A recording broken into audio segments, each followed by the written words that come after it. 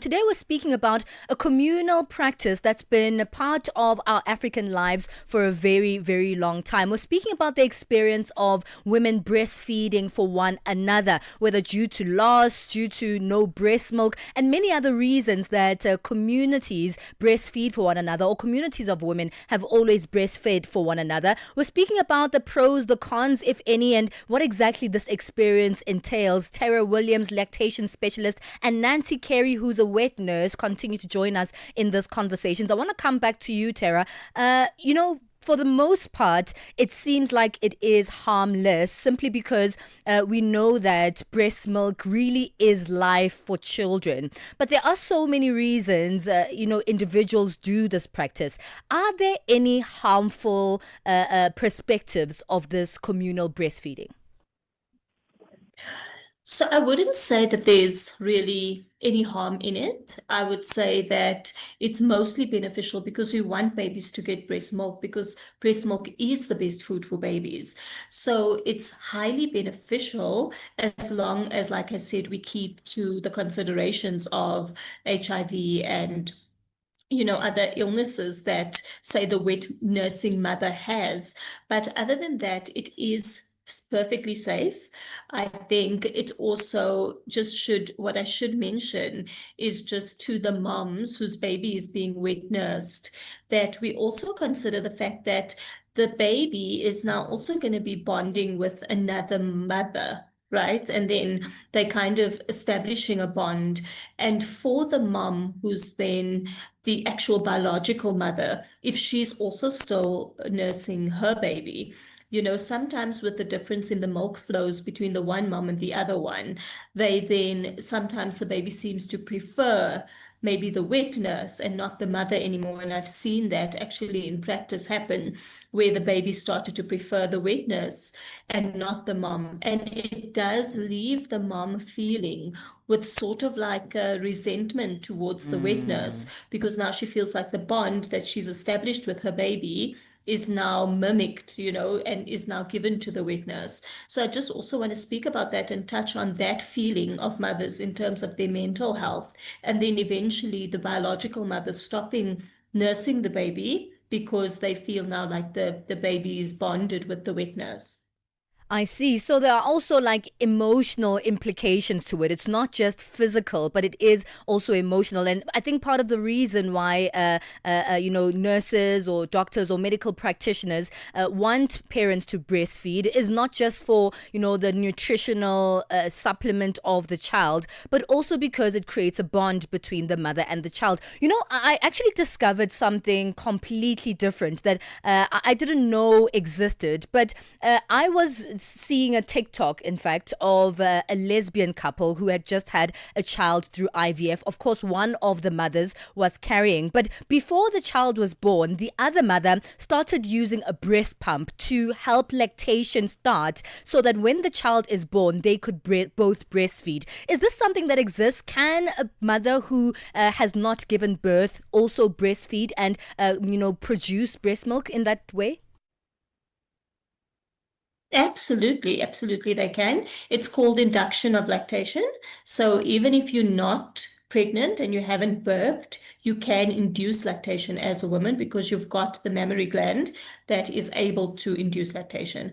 So it's definitely possible. And I've had a lot of same-sex couples that I've also worked with that has beautifully done this. And they both have the ability to feed the baby. They both have the ability to bond with the baby. And the benefits of breast milk is still there. So it's a very beautiful experience, especially for those same-sex couples. Yeah, I want to come back to you, Nancy, and find out a little bit about your experience and how you navigated breastfeeding for two children, right? Two babies. What was the process like? Because there is a demand to make sure that there's enough supply for two of the babies. How did you work around that? Did you have a schedule, or were you just vibing with it and just being spontaneous? What was your experience like? My experience was actually fun because I kind of took it like I had twins because it was a boy and a girl. But, you know, growing up, I think they call it like the food flow remedies.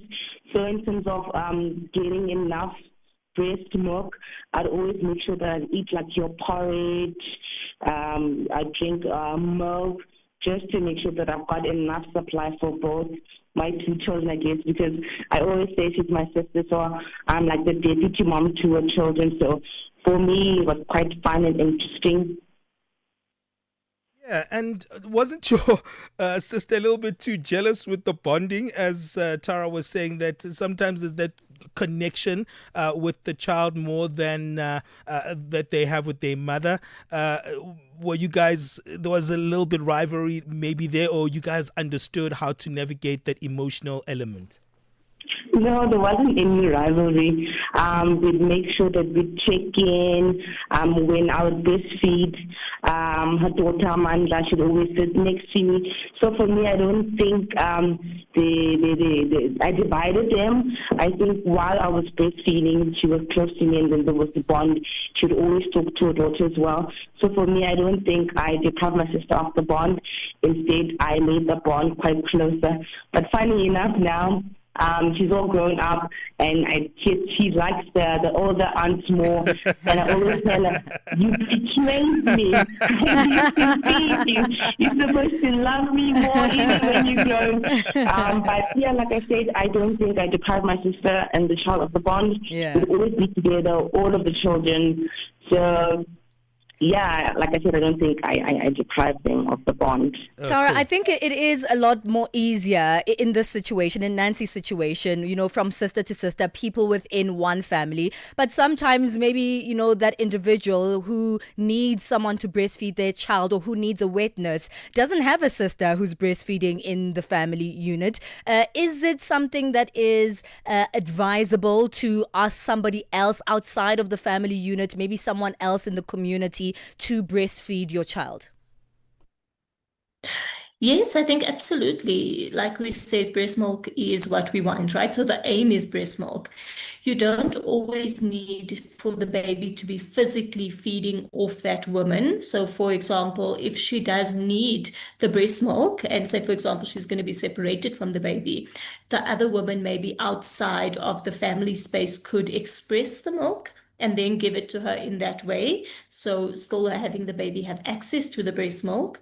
But I also want to bring in a cultural perspective of this, and we have to obviously consider that, for example, in Islamic communities, you know, understanding that if you are nursing the baby, someone else's baby, it is deemed that they could not get married to each other, because it's almost like you're sharing blood, because remember, breast milk is made from your bloodstream. Okay. So I think if we look at, you know, some cultures, it may be difficult to then feed out of your inner family unit. So yeah, that's also just a consideration Well, thank to you for take it. That's into. actually a good way to actually wrap this up, because it gives us a bigger context of what's happening in terms of many communities. Thank you so much, Tara. That's Tara Williams, a lactation specialist.